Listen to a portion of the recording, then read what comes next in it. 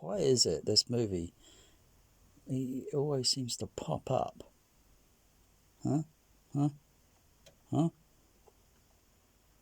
So what about the low bass, the all about bass on it, LFE? I mean, do you really all listen to that most of the time? Well, I think I'll have another listen again. Different listen. So it's all about the bass. Yeah, okay.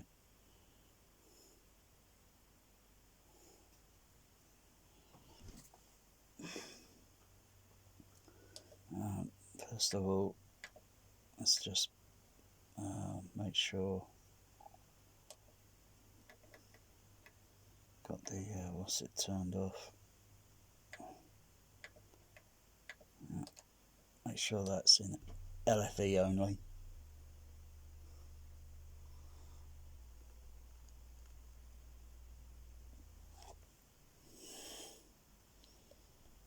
Okay, so let me just turn the fader up a little bit.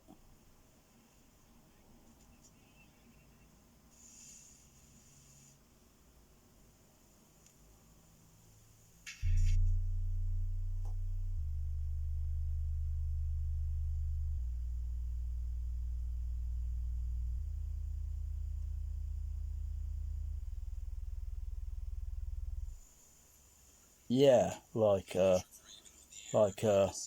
wow, that's really exciting. Most people probably, don't know that that doesn't just play on the LFE, it plays on the, I believe it's the center channel and the LFE. So, you've got to make sure that center channel's a theatrical cinema PA speaker, because these little home tiny speakers, they're not going to do that reproduction. They only produce sound, and they're not even barely doing it, And well, you don't see those speakers in a cinema now, whereas the ones behind the screen are used in a cinema. But it is pretty boring. It's like you hear a bit of this infra low, bit of sine wave, whatever, pretty boring. And then, frankly, the rest of the movie is a load of rubbish. And then, as far as all the bass goes in the rest of the movie, big deal. It doesn't really go down extra low, more low. It's just as average as just any other movie, and it's just a dreadful movie. I just don't even watch it anymore. It's just every now and then someone mentions this movie, and it's like, I remember when Irene always get mentioned. Irene, I mean, what happened to Irene? Irene and Black Hawk Down. I mean, Irene was always mentioned because there were so many. They look like multi-tone frequencies on the spectrum lab, all sort of like this, like all playing different tones, and I'm thinking, um, does a helicopter actually sound like that? Would if you was using a microphone, would the helicopters give that actual frequency signature that the Black Hawks?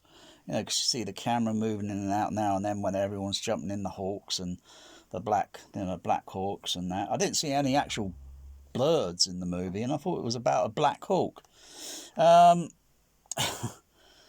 So you see all this low frequency stuff, and I'm thinking, occasionally during every summertime, a Chinook, that's a twin propeller blade helicopter, cargo, the Chinook is usually going this way. Literally behind that wall is north, and it travels from westerly over to east, or easterly over to west. It always the same flight pattern, because usually that's regulations for flight path for certain aircraft. Not that I've stuck a microphone out the window to pick up the frequency of the Chinook, but occasionally I can feel the sound waves coming this way. The impact on the building, on the roof, which then transmits sound transmission, and it goes down into the wood beams, which then are all bolted, connected down to the concrete, the brickwork and such. And occasionally I feel like this shudder, which I felt a shudder, I think it was a few years ago. It just depends on probably where the vehicle is at the time, you know, and maybe the speed or rotation of the speed of, you know. But I felt one moment and this is a concrete floor, brickwork all around there, stud timber all above from the pitched roof, and I felt a shudder because the sound waves are coming this way, and then they impact, and therefore you know, a trained listener will probably notice it. Not sure if you notice it on the ground floor because of the way the sound waves will impact. You might not notice it even on the floor below or even on the ground floor, but maybe you notice it in skyscrapers. So what does it look like on the Spectrum Lab?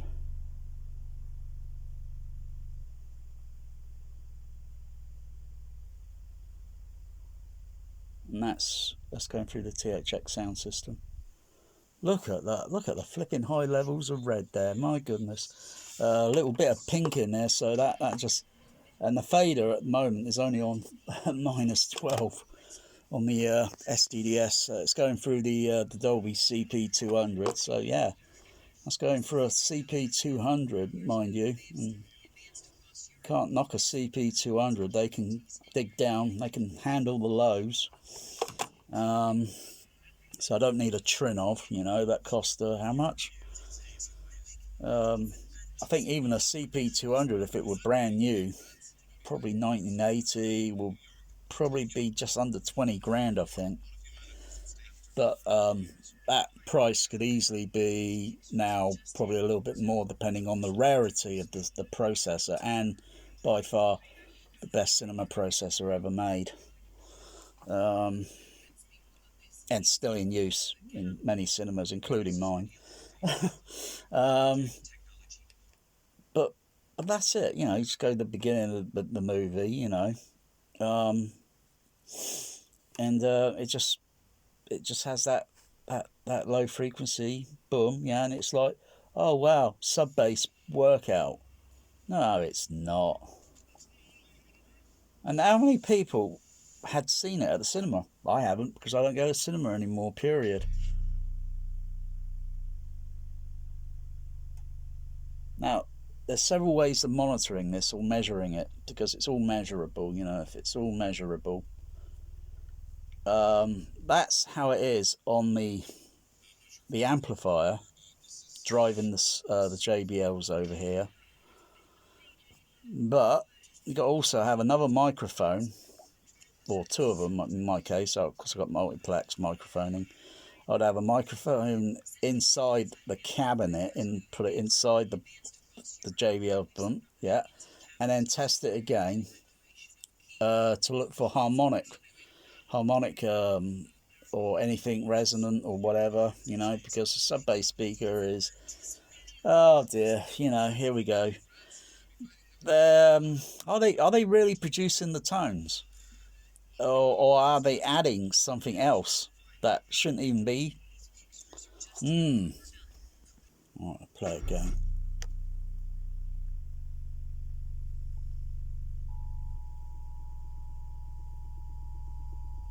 Just turn the fader up a little bit more gradually. Look at that, my goodness, it's going pink. That's just ridiculous amount of low end. I saw one video.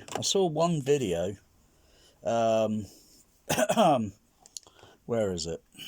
See, you can see that signature there. That's it. That's handwritten signature of the repeat node live or whatever. And that came out on physical media. I'm not sure why they keep doing this to Tom, but it's a real disappointment. Aside from that, yeah, that's because UHD's a load of crap. It's a shite format. And you buy it all the time, don't you? Has this guy never heard of near-field mixing? The low end is not playing through my center channel, it's playing through the sub, so it's just using the bass management. If you're new to the channel and you're into new movies and audio and video gear... Back that up again. Oh, where it's set.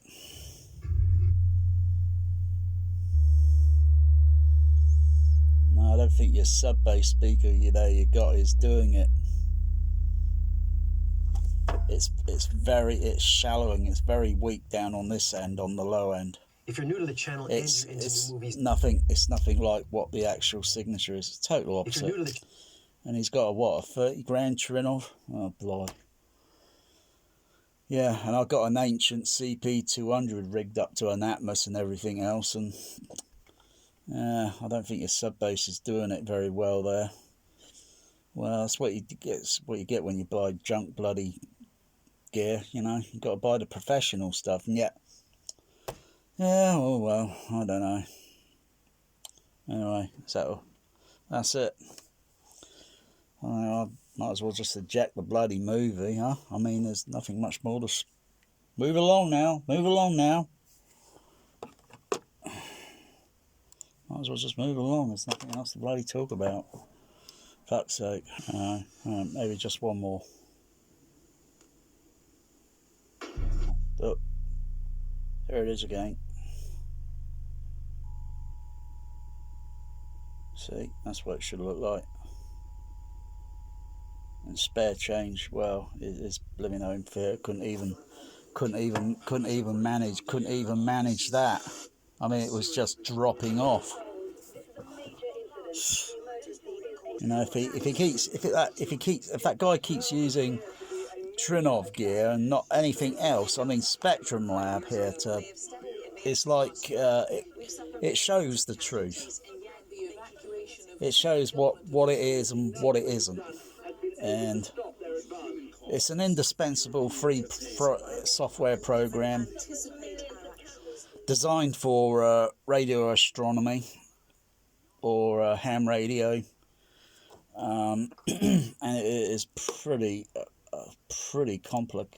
complex sort of thing. I mean, it's just a little bit of what it is.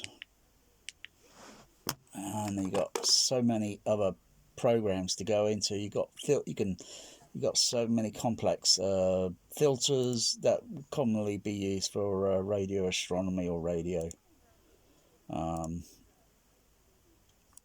I got it set up nicely with using a where is it? Too many color, I think. Too many colours down here at the bottom. It's right down at the bottom. Too many colours. So it gives that sort of like a very pale background here, bluish, very pale. And that kind of is like the noise floor. That's like, there's nothing there at the moment. There's no signal going into it. Let's go right back to the beginning again.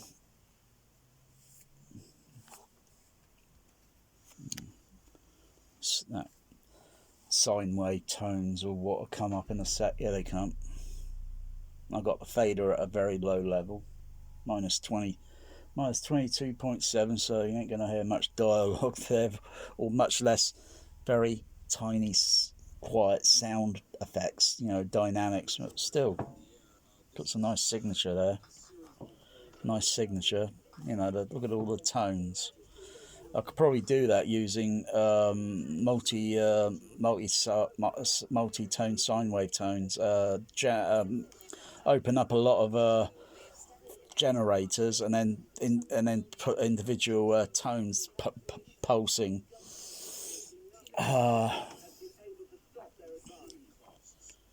Yeah, it's really mind blowing. That I might as well just play a sine wave tone, if you know what I mean. I mean, this movie's like watching bloody paint drying on the wall.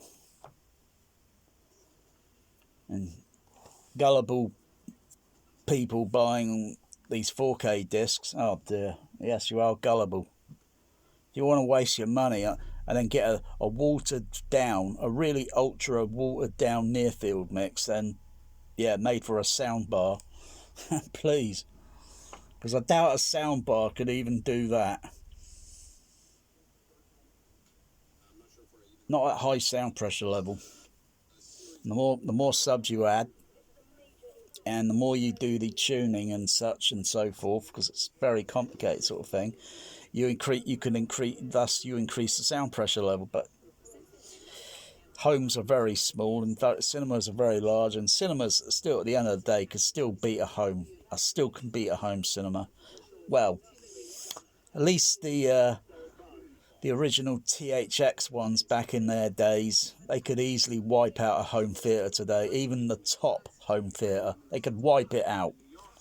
One, the rooms are larger, therefore the wavelength for the bass can travel, whereas in smaller rooms it just piles up, gets very complicated. Then you only get certain bass notes in certain parts of the room, and then you got to add another sub, and it's like, whoa, got to add another sub. Oh my goodness, I just spent $2,000 on this SVS. I've got to add another one. Oh my goodness, another two and a half. Well, actually, $2.5 grand. Really, you might as well just go and buy cinema PA speakers. They're a lot cheaper. Okay. That's what they mix the movies on at the end of the day. That's what the movies are played back, reproduced on. You might as well just go buy them. They're cheaper on eBay. Oh, but some people that are snobbery audio home theatre files, they probably wouldn't want to do that because, oh no, you're an outcast. You brought on eBay. Oh, boo. No, it's common sense, and you save your money. You don't have to waste it and blow it on something overrated. I think SVS are overrated. I think Kef are overrated. I even think JBL Synthesis are overrated. And yet you can go out and buy JBL Cinema Professional on eBay, costs less, and you can put as much as you want in the room, and say, I'm happy at the end of the day. I spent less money on this, and I'm getting big result. But you still, you got to put another sub at the back of two at the back of the room, two at the front, two on each side wall, maybe one within the floor if you got a wooden floor, and then got another room below it. Anchor it to the ceiling, so it's got anchor coach bolts going through the joists, and bolt a bloody sub to the to the floor below you, and one above in the ceiling. So therefore, then you got lows coming upward, lows coming downward, side walls, fronts, boom. And then of course it takes a little bit more than that to work it all out, and then get the room pressurized so it's going to play every frequency as about uniform as possible. And if it fails to still just do that, as well as the small amount of power that you would put in, the voltage, wattage, whatever, and using a sine wave tone, so naturally you might want to start with 20 Hz, being just a little cautious before you go down into infrasonic low, and then just to see if the room has this sort of like shudder effect, like holding your fist and you shake. If you're in a seat and do that, you can feel your body, your arm, your body shake, and your face as well.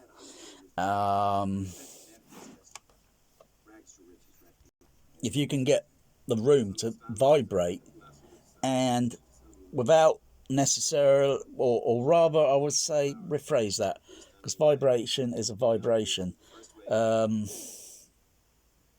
would say a feeling, sensation, motion, sort of sensation, motion sort of thing, a shudder effect, or because you don't want to actually have the room making vibration noises, because then you're going to hear that in the movie soundtrack and it's not part of the soundtrack. Those usually If they have a bird of prey going warp speed in Star Trek 4, you got a lot of bass vibration. You hear all this shaking sound effects.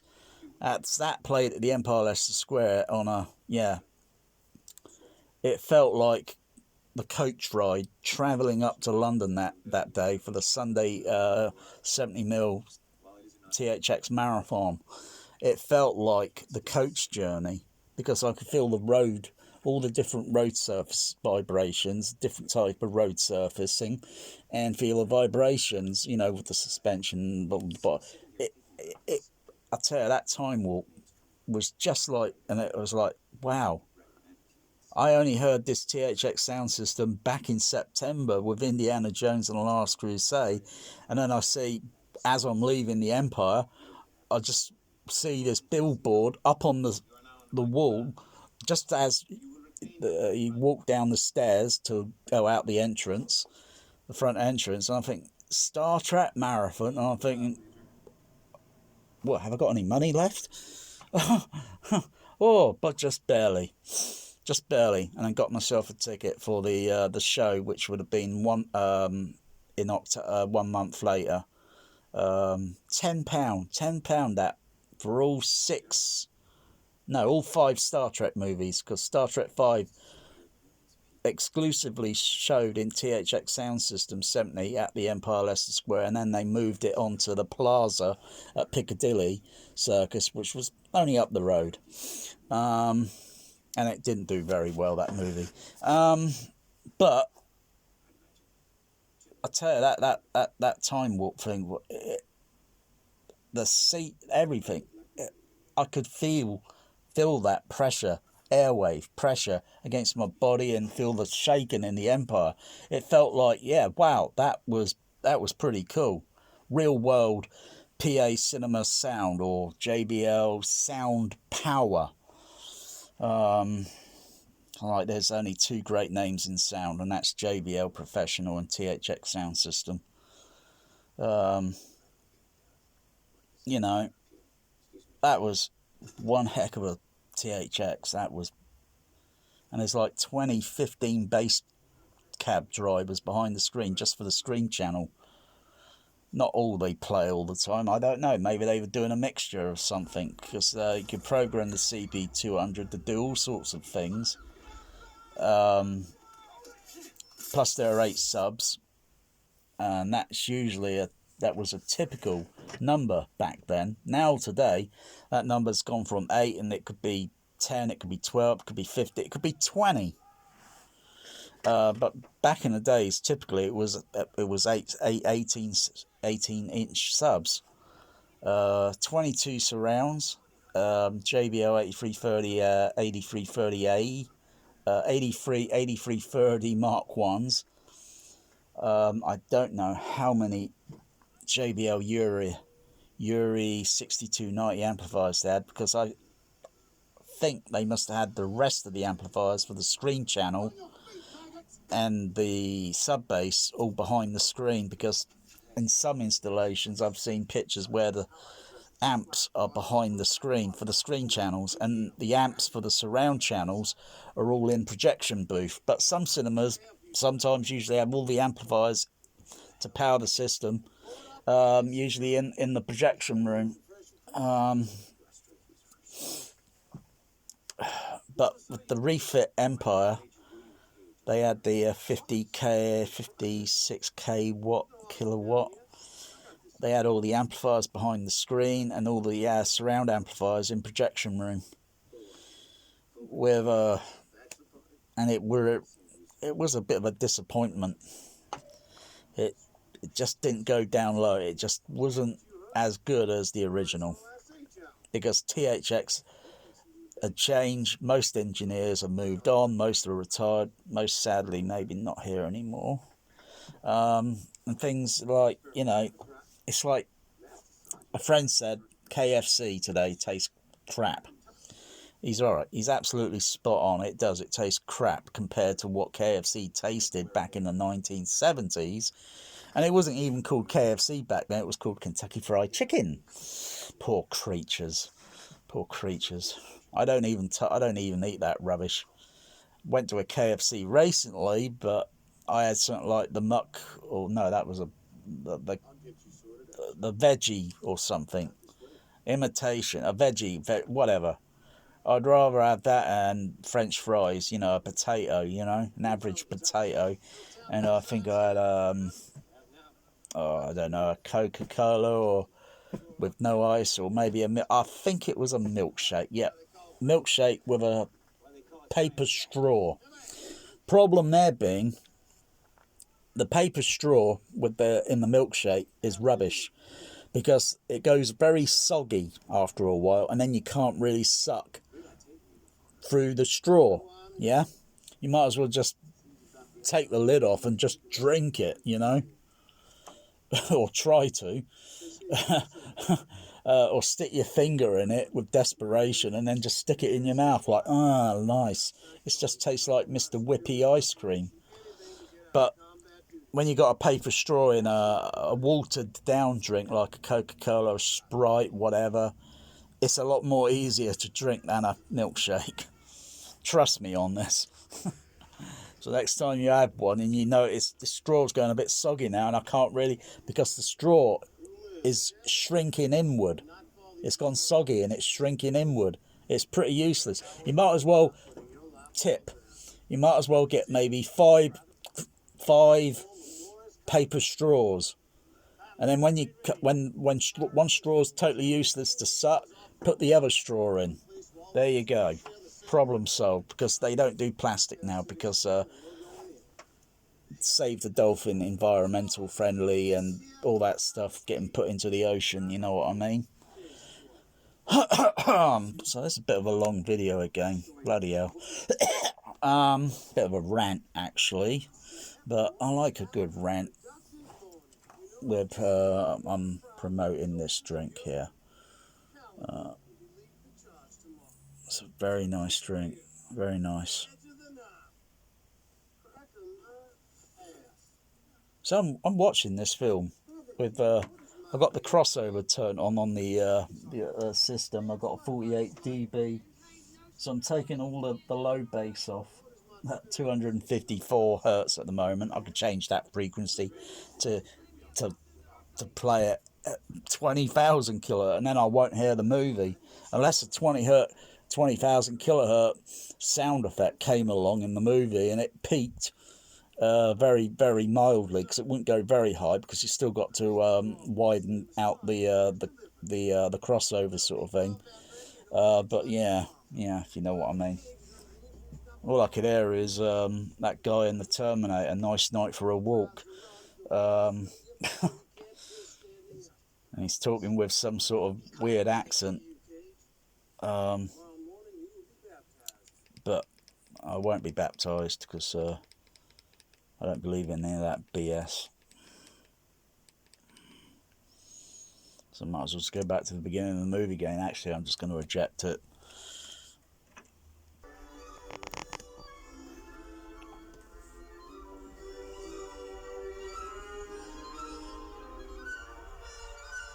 Yeah, bit of LFE on the Star Trek II, the Wrath of Khan, the Enterprise. Rumble. I don't know how it rumbles in a vacuum. I mean, last I checked, it's impossible. Course heading, Captain? Captain's discretion. There's even a bit of kind of like rumble in gravity, and I don't know why they put in like that. Because is there I mean, our planet has a magnetic field. They're all other planets, so they got these magnetic fields, and they emit this. There'll be a bit of LFE there, I think, coming up a little bit more. Yeah, it's a bit mild. It's a bit mildish there. But you also got to remember the screen channels output a lot of bass. A lot of bass. So yeah. Space Station Regular 1, please come in. Our the planets in the solar system, they have this very unusual sound that has to be picked up by special instrumentation. So yeah, it's measurable. You know, if it's ASR, it's definitely measurable. Not of this Earth, but not life as we know, Jim.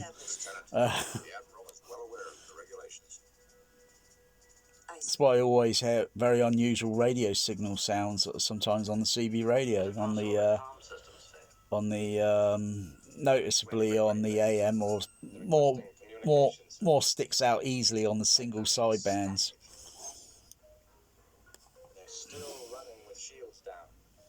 Get very strange atmospherics. Where's the LFE? Oh, where's the LFE?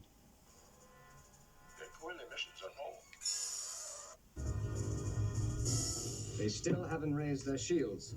Raise ours. Their shields are going up. Lock phasers on target. Locking phasers on target. They're locking phasers. Raise shields. Fire! Should be some LFE. Boom. Look at that LFE go. Whoa, look at that. It's just dropping down a little bit below 20. Wow. How is that possible on 70mm? I don't know. Unless, of course, it is slightly been enhanced on the DVD. Because even the surrounds sound a bit kind of stereo-ish sort of thing. Whereas they should be totally absolute monaural, because this would have been a format 42 release. LCR, MS, and Baby Boom, Type A. But well, how it impacted in the Empire, flipping heck, is nobody's business. Nobody's. It would even leave mine in the dust, you know, because it was a large auditorium, and they had 18-inch subs and 20, 46, 20, 46, 45, blah blah blah, 15 sub bass inches of bloody hell behind the screen, and a baffle wall. But still, you know, it's still impressive. Still gives a flipping impact in the room. Still hits me in the body if it needs to. But go to the next chapter where the Enterprise is adrift.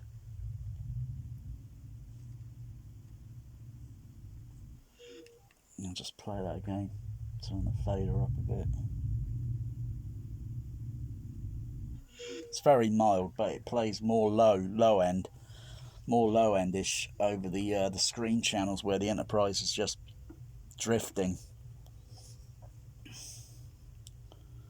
Not sure if there's any more LFE. Yeah, when the Genesis project explodes. Sir, the mains are back online. Bless you, Scotty. Go through.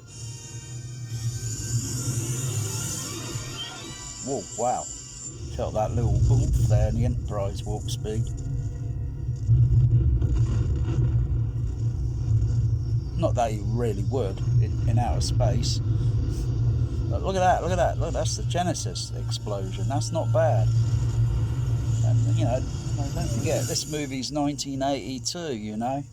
There were things around, you know, during the 1970s, you know, not a sensurround, but if you hadn't experienced sensurround, oh my lord, my goodness. Most people might have heard of it and might, you know, try to think how to reproduce it and that, but I don't think you really want to reproduce it in a small home indoors. It would be way too overpowering, and you'd end up with a splitting headache, if not some other snags as well. And using the actual speakers themselves, the Sherwin Vegas, well, those sensurround speakers are a little bit hard to come by, to find. But you can get PDF file drawings and build them, maybe using more modern bass drivers, or using the original ones, which are still hard to find. I do believe there are some still in this town, hidden behind a wall. Hidden. So because the legend goes, as they say, they were going to throw them out or something, but they stuck them behind the wall because they were so huge. The system had been phased out since around about 1980, so they weren't going to use them anymore. I didn't even notice them in the cinema, to be honest, when they were in use for Earthquake, and I saw Battlestar Galactica. Can't say I could even remember seeing them in the front of the auditorium or even in the back of the auditorium. Maybe the way they had the lighting turned on or such, so your attention isn't drawn, you know. Because if you could put a great sound system in and not have it too publicised, hyped up, and then all you get then is the audience, the public, guessing. Even audio engineers or so, they'll be guessing, like, you know, and those that put it in may want to keep it to themselves, because if they let everyone know how it's done, everyone is going to do it, and then it's no longer, you know, yeah. But I have to say, THX at the Empire, even though the Empire had sensurroud fitted in during its day, I'd say it was like Star Trek 3, the spot with the Genesis planet having a planet quake or Genesis quake, Captain Kirk trying to hang on to clinging to dear life while he's kicking a Klingon in the face at the same time, and you can feel the kick, each single kick, you can feel it in your chest. I had enough of you.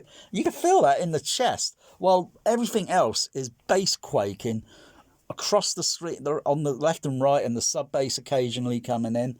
Flipping heck. Now that was a sound system. And it got so alarming at times, it gave me a flashback. I thought, whoa, it's like sensurroud, only better.